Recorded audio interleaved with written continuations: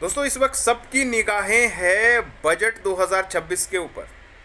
सबकी निगाहें उसमें है और उसमें ये सुधार ज़रूर किया जा सकता है कि क्रिप्टो को रेगुलेट किया जाए या क्रिप्टो संबंधी कानून में टैक्सेशन जो डिपार्टमेंट है उसमें थोड़ी सी राहत दी जाए। तो ये आजकल तमाम हर जगह पर ये बातचीत होती हुई नज़र आ रही है। इसमें CoinDCX जो इंडिया की सबसे बड़ी एक्सचेंज है, CoinDCX, उनके CEO साहब ने भी ये कहा है कि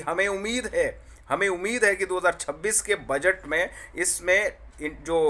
टैक्सेशन 30% टैक्स है या GST है, इन सारी चीज़ों पे बहुत बड़ी रिलैक्सेशन मिलने की पूरी संभावना है, जिससे क्रिप्टो अडॉप्शन इंडिया में जो बड़े पैमाने पर हो रहा है ना, वो एक सार्थक रूप ले ले और जो इन्वेस्टर्स हैं, जो काम करने वाले हैं, उनको भी अच्छा खासा प्रॉफिटेबल दिखें और बेहतर उनके लिए भी ये चीज़ें बन के आए। नियमों का होना बहुत ज़्यादा ज़रूरी है, लेकिन इस दिशा में ये एक अच्छी और शानदार पहल हो सकती है, क्योंकि ऑलरेडी इंडियन गवर्नमेंट क्रिप्टो को अडॉप्ट करने के मूड में लग रही है। आज से पहले तक सिर्फ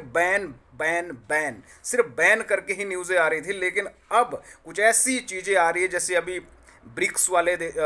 देशों का एक क्रॉस बॉर्डर पेमेंट सॉल्यूशन के रूप में भी क्रिप्टो को अडॉप्ट किया जा रहा है, स्टेबल कॉइन को। इसके अलावा ये तो तमाम ताज़ा खबर है। इसके अलावा आपने ये भी सुना है कि पॉलीगन चेन के साथ एक करार भी हुआ है कि इस प्रकार से कि यार ARC करके इंडियन एक टोकन आ रहा है, सॉरी स्टेबल कॉइन आ रहा है इंडिया का, अपना जो रूपी बेस्ड होगा, रूपी पैक्ट होगा, 1 रुपये के बराबर एक कॉइन होगा, उस प्रकार का भी होगा, ताकि USDT नहीं बल्कि आपका अपना ही ARC इंडियन स्टेबल कॉइन को आप यूज़ कर पाएँ। तो ये भी एक तमाम खबर है। इसके अलावा जियो की तरफ से भी है कि यार जियो कॉइन आ रहा है जो भी पॉलीगन चेन के माध्यम से ही चलेगा। तो जियो की तरफ से भी आ रहा है, जो जियो में जो भी प्रोग्राम्स है उसमें सबसे पहले यूज़ होगा, उसके बाद अन्य चीज़ों पे भी वो यूज़ होगा, तो शॉपिंग में यूज़ होगा। तो अब बात सिर्फ इतनी सी है कि अगर ये इस प्रकार की इन्फो आ रही है, तो बड़ी इन्फो ये भी है कि सबसे बड़ा जो यहाँ पर हमारे देश में क्रिप्टो अडॉप्शन तो बड़े पैमाने पे हो रहा है। बड़ी से बड़ी वेल्स, बड़ी से बड़ी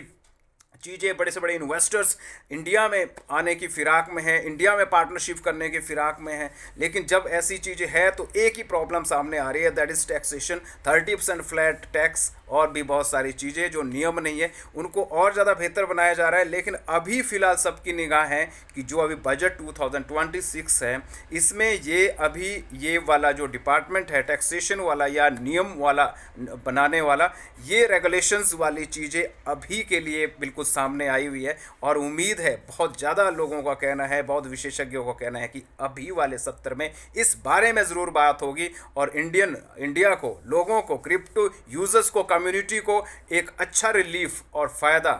होने वाला है।